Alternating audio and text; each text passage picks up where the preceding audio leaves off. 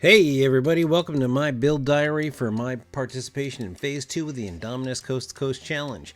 For Phase 2, we speed built 5 Necron Warriors. Speed building sucks, and building Necron Warriors sucks. You can see all 5 of them had some part of stress fractures, and I ended up with some broken limbs. I think I broke at least one leg and at least one arm. Now, the molds themselves are pretty good.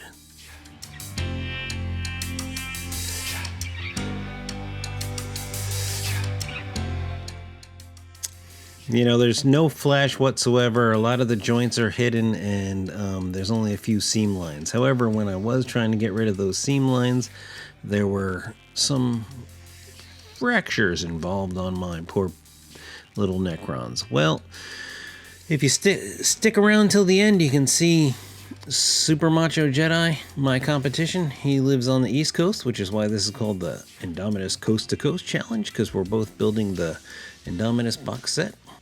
And if you're lucky and I got it, you can watch him rage quit a live feed he did on Twitch because he was mad that his arms weren't working.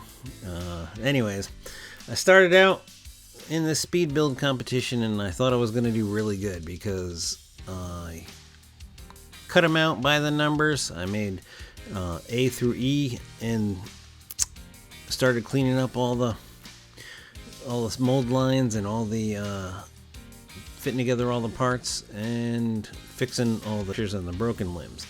And then I put them all together. I got them based and primed in a little bit under an hour, which was phenomenal. Of course, the basing and the priming happened in like 2 seconds because I used spray. I used Vallejo spray and a Tamiya gunmetal spray paint for the overcoat.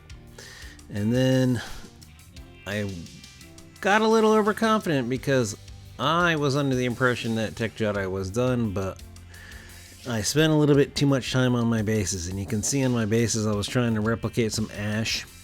And after the second or third attempt, it does, because in the lore, the Necrons were buried for thousands of years, and then they come up and they burn cities, or the cities are burned above their burial chambers, blah, blah, blah.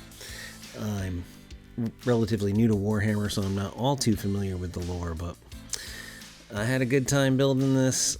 My time was about 4.7. I had assumed 1 hour per model, and I went over because of trying to base them. And here you can see I used Battlestar Galactica parts in order to make my bases. I was just looking for some technology that might have been laid on top of the surface. I was inspired by the scenes in the remake Battlestar Galactica series where they land on what was first Earth.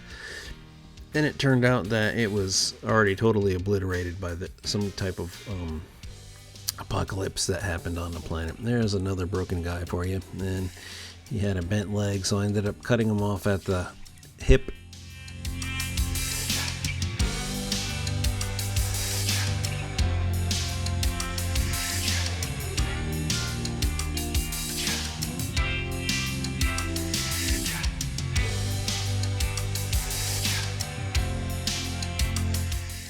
And right here's where you can see the Tech Jedi is a little bit confused, and he's realizing that, these parts aren't supposed to fit this way. And he just realized that when he cut out the random torsos in the arms, that they don't necessarily fit together.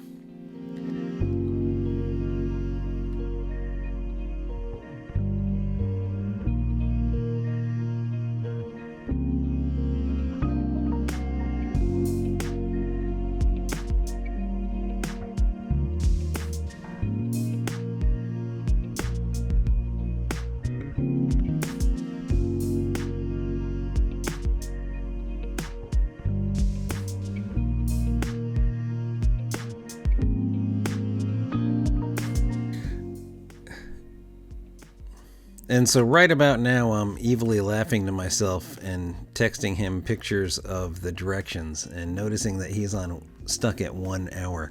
I'm trying to text him over his Twitch feed and over his phone, and here's him still working on it.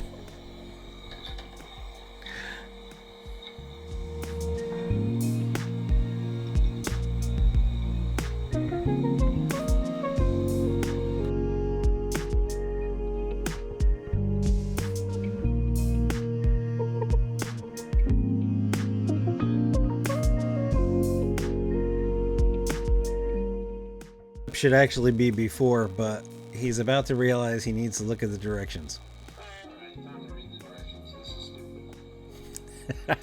And since he's all the way in Connecticut and I'm in the West Coast, it's hard for me to give him a helping hand. Nope, it didn't.